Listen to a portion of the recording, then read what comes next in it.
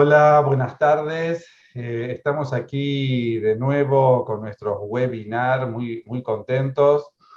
Y empezando un nuevo ciclo, un nuevo ciclo auspiciado por el laboratorio de LEA, así que agradecemos muchísimo el apoyo al laboratorio. Y hoy tenemos un tema nuevo para nuestros webinars, ya para este tercer año de webinar, y un tema muy frecuente en lo cotidiano, en la consulta habitual, que tiene que ver con las alergias dérmicas. Primero lo estudio, luego lo trato, bueno, cómo hago el enfoque, y es un placer tener al doctor Claudio Parisi, que es el jefe de la sección de alergia de nuestro hospital italiano, que charlaremos con él este tema y seguro que vamos a aprender un montón. Claudio, muchísimas gracias por estar acá con nosotros participando de este encuentro.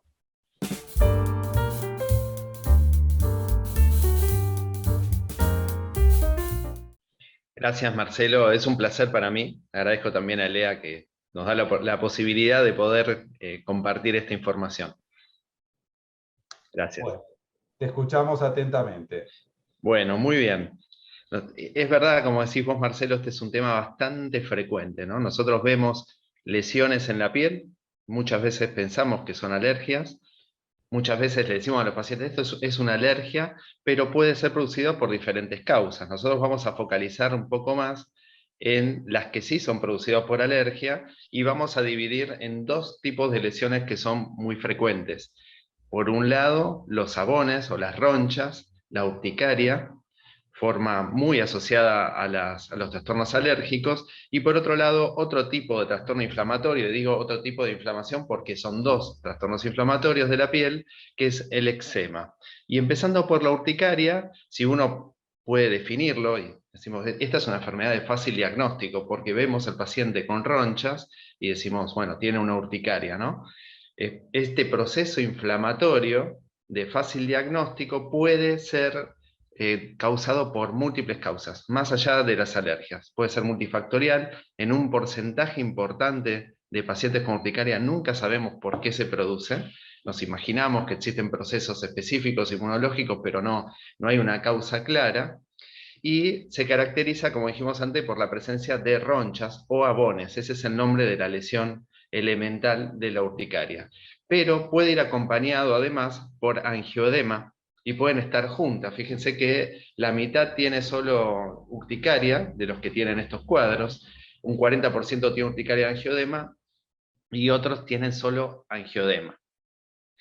¿Qué es Claudio, cuando importante? vos Sí. hablas de angioedema, te referís principalmente a compromiso de mucosas, compromiso, a ver, ¿a qué llamas bien angioedema? Angioedema, ahora vamos a definir cada una de las lesiones en la próxima diapositiva, pero Ah, el perfecto. angioedema es un fenómeno de edema subcutáneo, con los cuyos mecanismos son los mismos que para la urticaria, que es más superficial, pero que va a producir puede producir compromiso de mucosa, como bien decís, Marcelo, o de áreas específicas del cuerpo. Pero ahí ahondamos un poquito más en la próxima.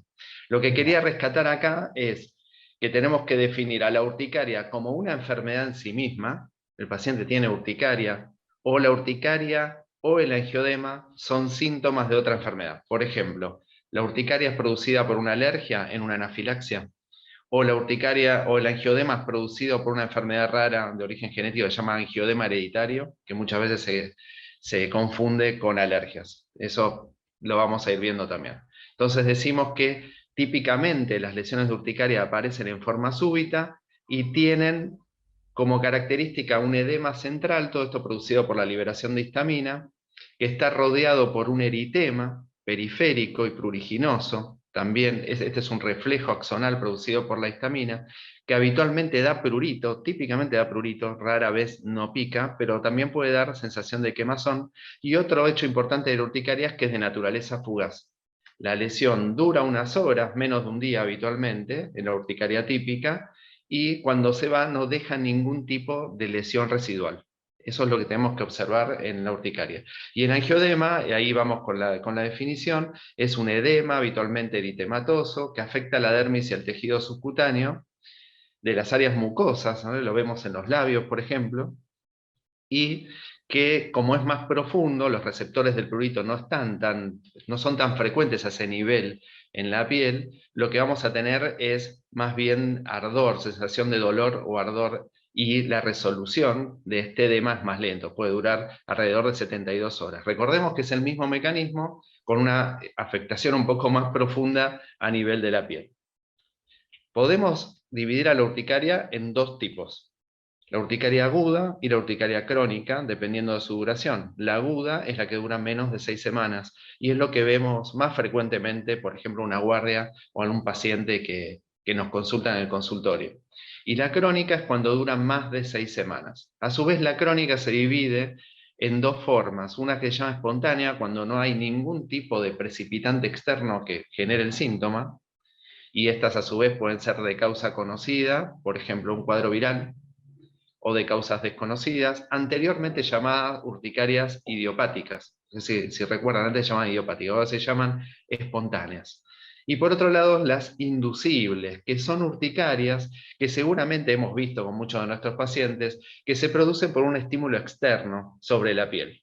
Por ejemplo, la más frecuente de todas es el dermografismo. La gente se rasca y quedan las lesiones como si fueran latigazos en el trayecto de la presión de la piel cuando nosotros nos rascamos. Pero también hay por temperatura, por frío, por ejemplo, más frecuente, por calor, por presión, o la urticaria colinérgica, que es la gente que se brota cuando hace ejercicio físico o se baña con una ducha caliente. Vamos a ver que muchos de nuestros pacientes pueden tener este tipo de síntomas. Bien, ¿qué hacemos con la urticaria? Dijimos que pueden ser alérgicas o no. No sé si me querés decir algo acá, Marce. Como es espectacular hasta ahora. Quiero recordarle a nuestros oyentes que hagan preguntas por el chat de YouTube, así que ya empiecen a hacer preguntas, que se las vamos a ir contestando luego desde ya. Y que les vamos a ir mandando, va a salir aquí en el zócalo de la pantalla un email donde ustedes pueden mandar desde ya también su comentario o también su email, su contacto. Recuerden que el que haga las 5 charlas y conteste unas breves preguntitas choice de cada una de las presentaciones va a recibir un certificado de presencia, de asistencia en este ciclo. Así que bueno, espectacular. Siempre yo estoy en el consultorio y a veces vos estás comentando esto y a mí me vienen un montón de pacientes y hay algunos que tenemos en común. Como tengo Es una verdad. paciente que está en común con vos, que es del angioedema hereditario. Entonces, uno empieza al principio y uno dice, bueno, pucha, ¿será alergia, será alergia? ¿Será una cuestión que tiene que ver con otro proceso o una causa médica? ¿Hay algún tips o algo en particular que vos podés decir, bueno, si tiene tal cosa, ya abro las antenas y tengo que estudiar para un lado o para el otro? ¿O en Sí. realidad es cuando no responde al tratamiento habitual? Mire, sí hay algunas cuestiones que son importantes a la hora de pensar si la urticaria es producida por una alergia o no. Recordar primero que las reacciones alérgicas o reacciones de hipersensibilidad inmediata, por la clasificación de Helly-Combs, dicen que estos síntomas aparecen rápidamente después del contacto con el alergeno, ¿no? Entonces, esto significa que si esto es producido por una alergia, no solamente va a haber un alergeno unos minutos antes o dentro de la hora del contacto, que puede ser la causa, sino también que se va a repetir ante nuevos contactos. Entonces, una de las cuestiones importantes a establecer con el paciente es decirle, mire, si esto es una alergia, se produce inmediatamente después de lo que usted comió, tomó, medicamentos, etc. Las causas más frecuentes son los fármacos y los alimentos, ¿no? Tenemos que pensar ahí. ¿Qué pasó una hora antes? Rara vez 2 horas después va a aparecer la urticaria, si es una causa alérgica. Si es una causa alérgica, significa riesgo. Vamos a ver después 2 palabras de anafilaxia y la urticaria como síntoma dentro de ese síndrome. Pero si hay una causa clara, habitualmente el paciente la reconoce y nos golpea la puerta del consultorio y nos dice, doctor, tengo alergia a la amoxicilina, porque tomé amoxicilina y a los 2 minutos me salieron ronchas, la volví a tomar, me volvió a pasar. Entonces eso nos va a ayudar en el diagnóstico, por suerte, en las reacciones inmediatas. Si no hay causas y hace días que está con la urticaria y no existe algo claro, bueno, es probable que estemos viendo un paciente con una urticaria espontánea, que puede ser aguda, en ese momento lo vemos, y que si pasa más de 6 semanas se transformará en urticaria crónica, que no significa más gravedad, más gravedad del cuadro, sino más posibilidad de que no sea alérgico. ¿Está bien? Perfecto. Cuando estamos, una vez que el interrogatorio es el eje fundamental para el diagnóstico, o sea, tomarse el tiempo, educar al paciente y ver si existe realmente una causa.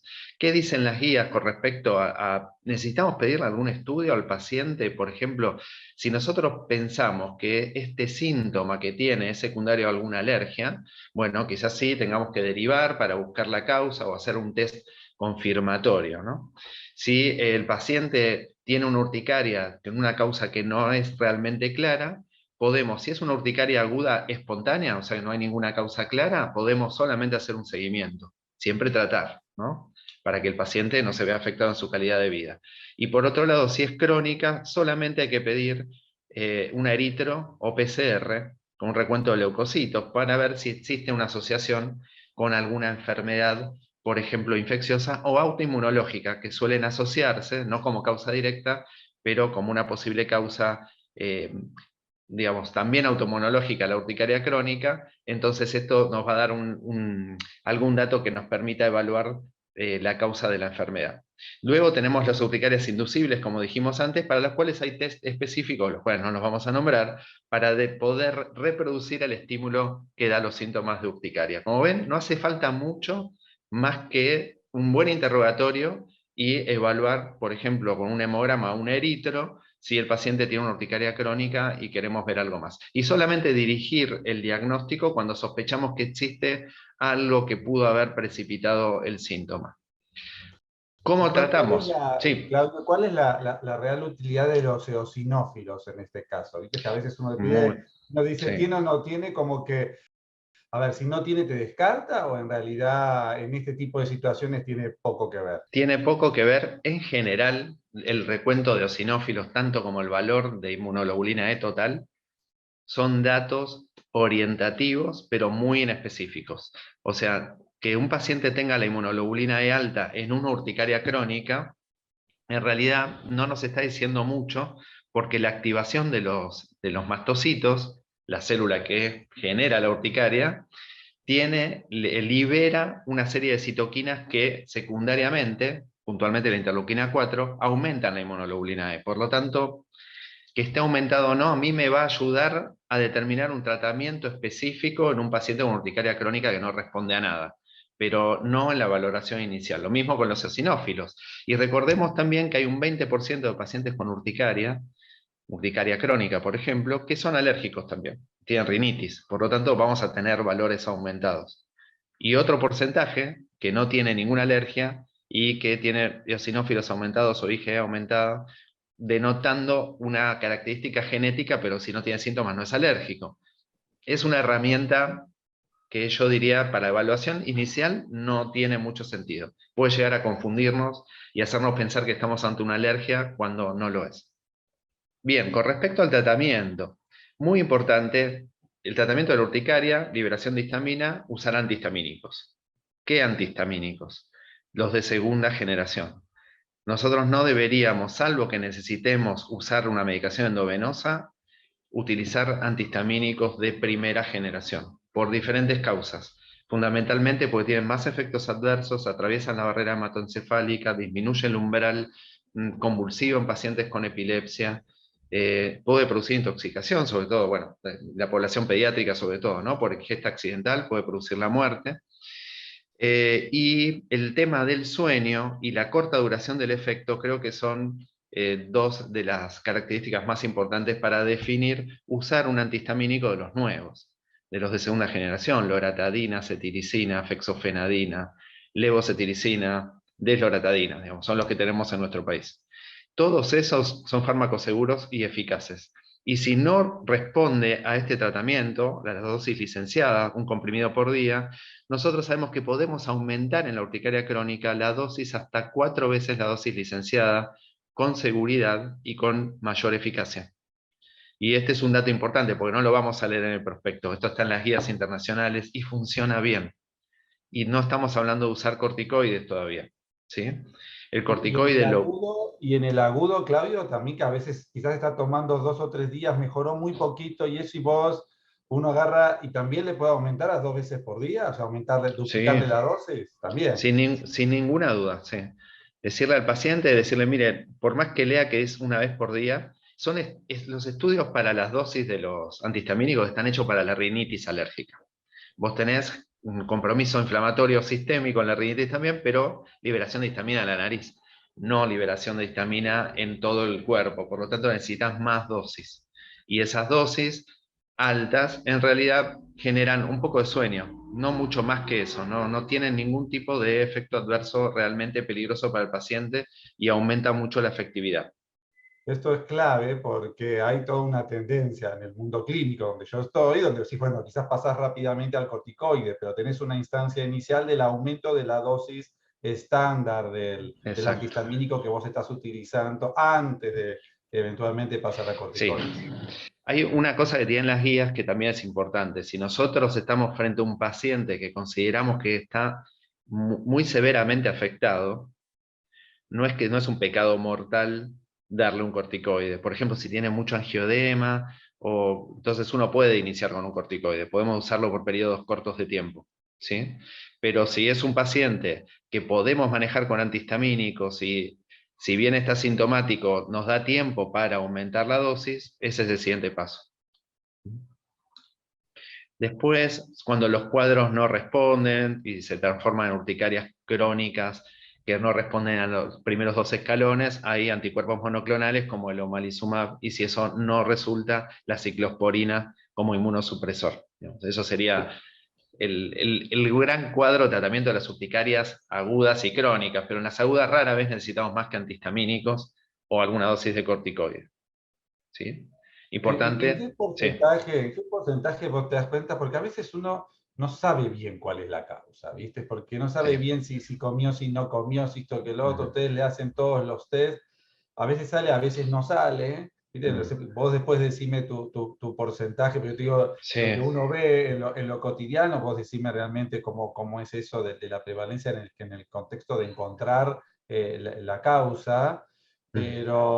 Pero uno piensa que, no sé, sería 50-50, casi lo puedes encontrar a la mitad de la mitad. No sé cuáles serán los valores que No, ustedes manejan, sí, pero como para pensar en eso. O sea, quizás lo más importante para nosotros es la urticaria aguda, ¿viste? O sea, exacto. es la aguda. Y tenemos algunas situaciones y algunos colegas nuestros también que compartimos todos los días que tienen cuestiones crónicas y están con el omalizumab ahí cada 6 meses, más o menos, era una cosa Eh, así, ¿viste? Pero bueno, siempre está el hecho hasta dónde uno para en estudiarlo, ¿viste? Cuando vos decís, bueno, exacto, sí. tiene algo, hasta dónde avanzo, hasta dónde no avanzo, será una enfermedad rara, será, no sé, que tenga una macrocitosis, será, o este angiodema hereditario, o sea, cosas raras que no vemos habitualmente, y siempre la pregunta Claro. que uno tiene es decir, bueno, no encontré la causa, lo manejo sintomáticamente hasta un nuevo episodio, ¿viste? Y ahí quedé. Entonces siempre nos queda a nosotros la espinita grabada de decir, bueno, a ver,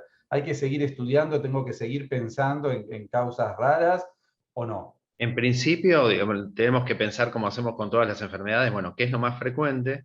Y lo más frecuente, ojalá fuera 50-50, Marcelo, porque en general la mayor parte de las urticarias son espontáneas, posiblemente por algún mecanismo autoinmunológico que se gatilla en forma temporaria, porque todos estos cuadros, inclusive los crónicos, son autolimitados, pero en general no producen riesgo de reacciones más allá. Entonces nos dan tiempo para evaluar. Si un paciente, por ejemplo, tiene una urticaria, pero además de la urticaria tiene dificultad respiratoria o tiene algún otro síntoma agregado, como vamos a ver ahora en las anafilaxias, uno deberá pensar en que hay alguna causa alérgica o una mastocitosis. Eso puede pasar. Son enfermedades raras. Inclusive la urticaria crónica, si bien hay más pacientes, cada vez más pacientes con este tipo de patología, sigue siendo una enfermedad poco frecuente. Entonces, rara vez vamos a encontrar que un paciente con urticaria crónica sea realmente un paciente alérgico. Suelen ser pacientes no alérgicos. ¿sí? Y vamos a sospechar de una alergia cuando hay algún precipitante claro que inmediatamente después produce síntomas. Las alergias no son, van y vienen, no es que una vez que tiene contacto tiene y puede ser que la otra no. Se repiten indefectiblemente ante una nueva exposición. Y todo esto es lo que nosotros tenemos que explicarle al paciente para que nos ayude con la historia clínica, porque los test de alergia solamente van a confirmar la sospecha que nosotros tenemos, no nos sirven para hacer un screening y nos pueden dar falsos positivos. Esto que hablábamos recién, ¿cuándo es una alergia? Bueno, si la urticaria va asociada a otro síntoma, o sea, el síntoma de la piel, uno de los más frecuentes en las reacciones alérgicas, más síntomas respiratorios, gastrointestinales, cardiovasculares o neurológicos, estamos hablando de una reacción de hipersensibilidad sistémica potencialmente fatal, y es así la definición, que suele aparecer en forma súbita e inesperada, y que se produce por la liberación masiva de mediadores mastocitos y basófilos. ¿Sí? Entonces, eso es la anafilaxia. Y el 80% de los pacientes con anafilaxia tienen síntomas cutáneos, hecho que nos hace fácil el diagnóstico, pero además tiene que estar asociado a algún otro síntoma correspondiente a otro órgano o sistema, ¿sí? Como vimos recién, para hacer el diagnóstico. O solo hipotensión puede ser diagnóstico de anafilaxia. Tratamiento de la anafilaxia, hablábamos de los antihistamínicos, los corticoides. Bueno, acá el tratamiento número 1 es sacar el alergeno, si es que está en ese momento el paciente expuesto, y utilizar adrenalina. La adrenalina es el fármaco de primera instancia y no nos podemos olvidar de eso en el tratamiento de la anafilaxia. ¿Sí? Esto es solo un mínimo recuerdo acá del tratamiento de las anafilaxias. Y por otro lado, siempre que hay un cuadro de anafilaxia, va a ser muy importante estudiar al paciente y tratar de buscar la causa. En general se encuentra, pero hay casos de anafilaxias idiopáticas también. ¿Sí? Sí, a veces uno dice el primer evento, ¿no? O sea, el primer evento cuando nunca lo... Porque el que ya sabe que eventualmente puede llegar a tener esto, lleva el pen de la adrenalina con uno, ¿no? Entonces, por las dudas que sabe que si se Claro, tiene quizás que aplicar. El tema es el primer evento cuando el vos no primer sabés evento. y, ¿viste? Si, y quizás te da o no tiempo, ¿no? Como para Sí, darle, siempre está la cuestión. Y siempre sí, también fijarse, yo tengo un par de pacientes que llevan, y siempre fijarse en la fecha de vencimiento, porque quizás hay mucho tiempo que no la agarra, ¿entendés? La tienen, y quizás la tienen claro. hace 2 o 3 años y se le venció. Así que eso Mira, por un pequeño cau- ca- detalle. causas de fatalidades por anafilaxias, que sea el primer evento. Por ejemplo, la Claro. picadura de himenópteros, abejas sobre todo, estar en medio del campo y no tener nada. Esa es una. Y otra es no llevar consigo el EpiPen, no aplicarlo de manera adecuada o que esté vencido. El problema es que en nuestro país el EpiPen llega con una fecha de vencimiento muy corta, dura un año aproximadamente. Le digo EpiPen porque es el único autoinyector que tenemos. Y entonces puede ser que el paciente lo compre, que no es barato, pero es barato, siempre le digo lo mismo a los pacientes, porque es un salvavidas, y dure poco tiempo, aunque la adrenalina va envejeciendo lentamente y uno podría tenerlo y aplicarlo aunque esté vencido. Esto queda entre nosotros, ¿no, Marcelo? No nos escucha nadie, pero No se a escucha veces, nadie. a veces el EpiPen lo podemos usar unos meses más, no, sin riesgo de tener un efecto adverso importante. El único riesgo es que la potencia del efecto sí disminuye cuando está vencido. Bien, bueno, yo daría vuelta a la página para pasar a otra de las manifestaciones más frecuentes, cuyas lesiones cutáneas son bastante diferentes, que son los eczemas. Otro fenómeno inflamatorio de la piel, donde la histamina no es el gran eh, eh, actor, sino que acá hay un fenómeno de inflamación celular, y ya vamos hablando de reacciones de hipersensibilidad retardada de las de Helicobacter, la cual se requiere un poco más de tiempo de contacto con el alergeno y se produce inflamación, sobre todo en las dermatitis de contacto. Pero hay varias enfermedades asociadas a eczemas relacionadas con la alergia, porque digamos, existe un abanico de diagnósticos diferenciales dermatológicos que tienen que ver con lesiones eczematosas y que no son alérgicas, ¿no? Típicamente el eczema comienza con un eritema que es difuso, con ligero edema de la piel y pruriginoso. Esa es la primera fase. para después aparecer una serie de vesículas con un prurito que cada vez aumenta más, y entonces eso genera rascado, y el rascado produce la ruptura de las vesículas, y vamos a ver una serosidad clara. Al romperse las vesículas hay riesgo de sobreinfección, porque se rompe la barrera cutánea, y termina con una fase descamativa cuando se va curando. En general, los pacientes tienen una piel seca, las lesiones no duran 24 horas, sino que duran varios días y cumplen toda esta secuencia. Eso es el eczema, para hablar de las características fundamentales. Dentro de las enfermedades alérgicas relacionadas con el eczema tenemos la dermatitis atópica, enfermedad que uno ve más frecuentemente en niños, pero que está subdiagnosticada y por lo tanto subtratada en los adultos. Nosotros hicimos un estudio el año pasado en la población de los pacientes del Hospital Italiano y encontramos que hay un 3% de la población adulta que tiene dermatitis atópica. La dermatitis atópica puede comenzar en la niñez, y un 50% de los pacientes continúan con la enfermedad durante la vida, pero también hay fenotipos de aparición en la adolescencia, en la vida adulta y en la ancianidad. Estos últimos suelen ser los más severos. Y los eczemas aparecen típicamente en sectores de la piel. Si bien toda la piel está afectada, como vemos en adultos aparecen en manos, en zonas de flexión, en el cuello y también alrededor de los párpados. Esas son las formas más típicas de presentación. Se estudian primero las mismas preguntas que nos hacíamos antes. En realidad, no sé si me querés decir algo, Marcel. No, es espectacular. Esto es muy frecuente, ¿eh? Vos estás hablando y automáticamente me vienen los pacientes a la cabeza y es muy frecuente. Y a veces, viste, uno los ve que van cayendo. A ver, van primero al dermatólogo, que los ven. En realidad, el dermatólogo descarta causas dermatológicas y después se lo mandamos al alergista. También es una pregunta que uno se le hace en ese momento. Por un lado, por el tema quizás de la cronicidad, ¿no? A veces cuando lo Claro. tienen y a veces uno no sabe pues, si realmente, porque a ver, cosa que es clásica, no sé, por ejemplo con el detergente, entonces en las manos estuvo y le salió, vos sabés que es algo, y después es la gran excusa para no lavar mal los platos, aunque se tendría que poner guantes, y de que siempre uno le dice los guantes primero esos de tipo de algodón y después que se pongan. Claro.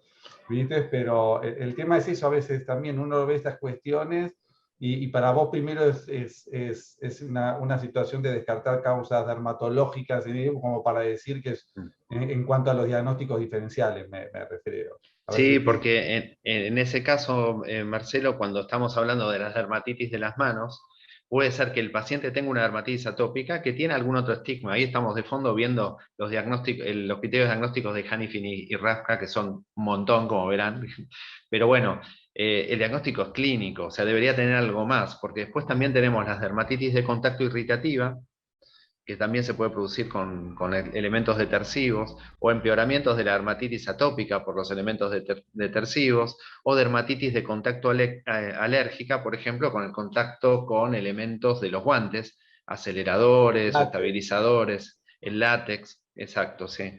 Entonces ahí, y todos se manifiestan de la misma manera, y es bastante difícil hacer el diagnóstico. Entonces, si es una dermatitis atópica, que es lo que estamos viendo acá, criterios clínicos que tienen que ver con un paciente habitualmente alérgico. Rara vez la dermatitis atópica viene sola, sino que el paciente tiene asma, rinitis, tiene otra enfermedad alérgica, para lo cual va a ser importante también determinar el diagnóstico, las causas, etc. Pero la dermatitis atópica es una enfermedad que tiene un defecto a nivel de la barrera, con aumento de la permeabilidad, pérdida de líquido, y este aumento de la permeabilidad va a generar que elementos externos penetren más fácilmente y produzcan la inflamación. Y secundariamente las alergias. Entonces, al paciente hay que verlo en forma integral, digamos. Hay que analizar y tratar todas las enfermedades que tenga. Se llaman enfermedades de tipo T2 y están muy asociadas. Con respecto al tratamiento de la dermatitis atópica, básicamente nosotros vamos a tener muchos pacientes con cuadros leves o moderados. Raros, los cuadros severos son raros. Hay algunos scores que nos permiten determinar la severidad. Uno de los que más se usa se llama SCORAT, no viene al caso que lo veamos ahora, pero los scores lo que evalúan es cuál es la superficie de piel afectada, cuál es la gravedad de las lesiones y los síntomas subjetivos, en este caso el SCORAT, como cuánto pica o cuánto se altera el sueño, como para valorar algunos parámetros de calidad de vida. Y con eso las dividimos en leve, moderada y severa. En general, todos necesitan, como es un defecto de humectación y de barrera, educación, uso de emolientes. Y si hay algún alergeno relevante y hay irritantes, como hablábamos recién del detergente, sacarlos. A eso, esa educación es fundamental. Los cuadros leves se usan habitualmente corticoides de acción local, de baja potencia, y los cuadros moderados requieren corticoides de acción local de potencia mayor. Los cuadros leves se tratan de forma reactiva, le pongo el corticoide hasta 7 días, 2 veces por día, pequeña cantidad, no más de 7 días. ¿Sí? Y los cuadros moderados requieren usar tratamientos proactivos. Le pongo los 7 días y después lo dejo, no 2 veces por día, 7 días, sino 2 veces por semana, 1 vez por día, durante unos meses para evitar la reaparición de los síntomas, porque la dermatitis atópica cursa con brotes y remisiones. Y después los cuadros más severos requieren o inmunosupresores o algunos biológicos que han salido últimamente para tratamiento de la enfermedad. ¿Estamos bien? Perfecto. Vos a ver, yo vuelvo a lo habitual. O sea, vos te sentís Sí. cómodo en ese tipo de situaciones, más cuando son algo crónico, muy recidivante, viste que tiene.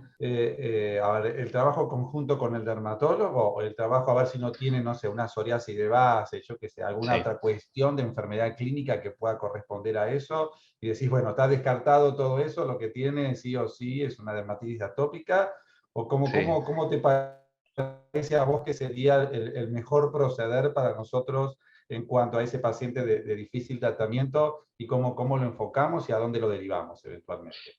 Bien, en general, si es una dermatitis leve, lo puede tratar el médico clínico, Sí. digamos. O sea, intentar hacer ese primer paso de educación, de humectación y de uso de corticoides locales. Si hay dudas porque el paciente no responde, porque hay alguna sospecha de otra enfermedad, porque las lesiones no son tan típicas, entonces el dermatólogo permite hacer los diagnósticos diferenciales. Lo ideal para los pacientes severos, porque digamos, dijimos que eran poquitos, pero son los más complicados para todos, es que tengan una valoración interdisciplinaria, porque como dijimos antes, son pacientes que no tienen solo una enfermedad y tienen múltiples morbilidades asociadas a esta enfermedad o requieren tratamientos específicos más costosos o dirigidos a procesos inflamatorios típicos de la enfermedad. Entonces, por suerte nosotros en el hospital, pero no pasa en todos lados, tenemos un grupo de trabajo multidisciplinario, tenemos un consultorio de dermatitis atópica con los dermatólogos y los vemos al mismo tiempo. Eso nos permite ahorrarle tiempo al paciente y una visión más holística de lo que le pasa. Pero en la práctica, si uno sospecha de dermatitis atópica, puede tratar inicialmente, puede tratar. Si el paciente no mejora o tiene características de otra enfermedad o sospecha de algún otro cuadro que puede estar asociado, entonces sí derivar. Puede derivar al dermatólogo, puede derivar al especialista en alergia en el caso de nuestro hospital. El tema es que no siempre todos los especialistas conocen específicamente el tema, por eso conviene, si es un cuadro muy severo, enviarlo a algún lugar donde se sepa, no importa la especialidad, que se trabaja con dermatitis atópica. En los casos severos que son los menos frecuentes. Bueno, muy bueno el dato de este consultorio interdisciplinario, yo no lo conocía, y lo podemos derivar a ese consultorio o se derivan entre ustedes a ese consultorio. En general, Quizás es lo ideal, es una pregunta muy sí, local, nos están escuchando no, gente de tu país, algunos de afuera también, de México, que escribe también cosas, pero bueno, a ver, pero está bueno esto, ¿no? O sea, también es accesible a nosotros, a los médicos de sí, atención claro. primaria, el hecho de poder derivar a este consultorio. Sí, claro, sí, sí, se puede derivar. En nuestro hospital tenemos la doctora Anglés, por un lado, y tenemos un especialista en alergia, son los que van a estar en este consultorio, comunicarse con nosotros. Y te cuento además que tenemos uno que ya tiene muchos años de establecido, que es el consultorio de urticaria, también interdisciplinario, con dermatología, en el cual uno puede sacar un turno con el consultorio de urticaria y está el especialista en alergia y la dermatóloga que van a encarar a ese paciente, ¿no? Para las urticarias crónicas severas. Son consultorios focalizados en los casos difíciles, en los casos severos. Bárbaro. Bien. Bueno, y por último, último tema, las dermatitis de contacto alérgica. Decíamos que había irritativas, había alérgicas, la expresión es la misma, es muy difícil establecer el diagnóstico. Solo acá les dejo un ejemplo que es la dermatitis de contacto por níquel. Seguramente todos tienen algún paciente que tiene las lesiones de eczema en el lugar del contacto con los aros, o como pueden ver acá con la hebilla del cinturón, bastante frecuente, o el reloj. Esto se produce porque el níquel, que se usa como aleación en los metales, en muchos de estos metales, salvo el acero quirúrgico, se pierde, se elimina, y ayudado con la transpiración y el roce, el níquel penetra en la piel, se une a proteínas de la piel, y eso genera esa unión de la proteína de la piel con el níquel, que es una partícula muy chiquita, genera reacciones alérgicas de tipo 4, ¿no? El eczema.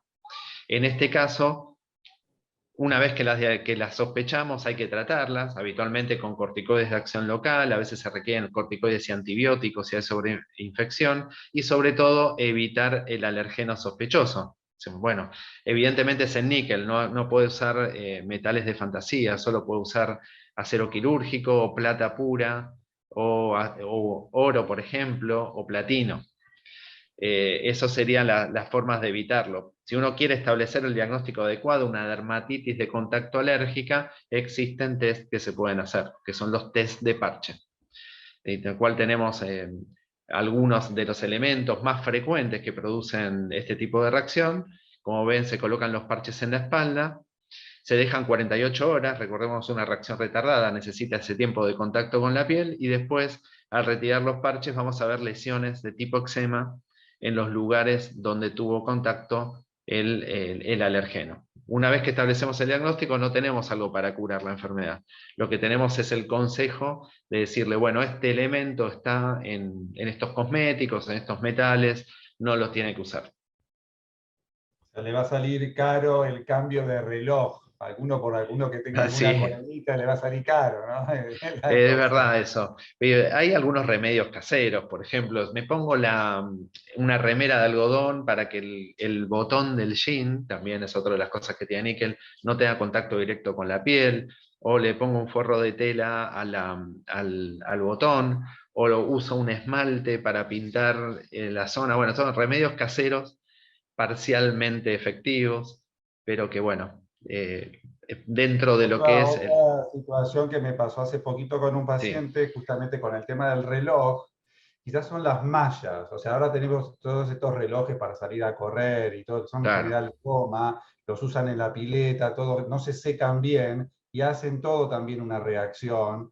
Y ahí entra, no sabes si es una dermatitis o también de causa micótica, queda toda la, ¿viste? Y cambiando a veces la malla, bueno, me pasó con esta desviación, cambió la malla Claro. y secándose bien después de la pileta y todo eso, también es pero así cuando es tan específica uno busca, a ver, cuando es justo en el tema del reloj es bien local ahí, eso uno lo nota mucho más. Pero buenísimo esto, lo del níquel, como para tenerlo bien en mente también. Sí, nombro el níquel porque es la más frecuente de todos, habitual, más frecuente en mujeres. Algunas teorías dicen, bueno, porque el uso de aritos desde temprana edad podría ser un factor de sensibilización, no se sabe, pero en general los pacientes vienen con estas lesiones y dicen que no pueden usar ningún tipo de cadenitas o de las de uso frecuente porque tienen el eczema. Bueno, esta era mi última diapositiva, Bueno, así que estoy muchísimas abierto a gracias. preguntas. Ya, muchísimas gracias. Las preguntas van a ir haciéndolas todos por YouTube o por nuestro Instagram también, que es geriatría.iva, H-I-V larga A.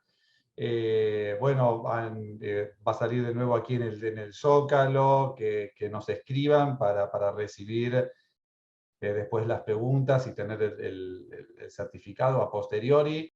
Muchísimas gracias, Claudio. Espectacular tu charla. En media horita hicimos un pantallazo muy práctico sobre las cuestiones más frecuentes que encontramos en el consultorio. Bienvenidos a todos a este nuevo ciclo de 5 charlas de webinar auspiciado por ELEA. Y bueno, y nos vemos la semana que viene. Acuérdense, los lunes a las 19 subimos las clases, así que es un gusto poder compartir este nuevo ciclo con todos ustedes. Gracias, Claudio, un abrazo enorme y un gran saludo para todos y a seguir cuidándose. Chau, chau. Gracias.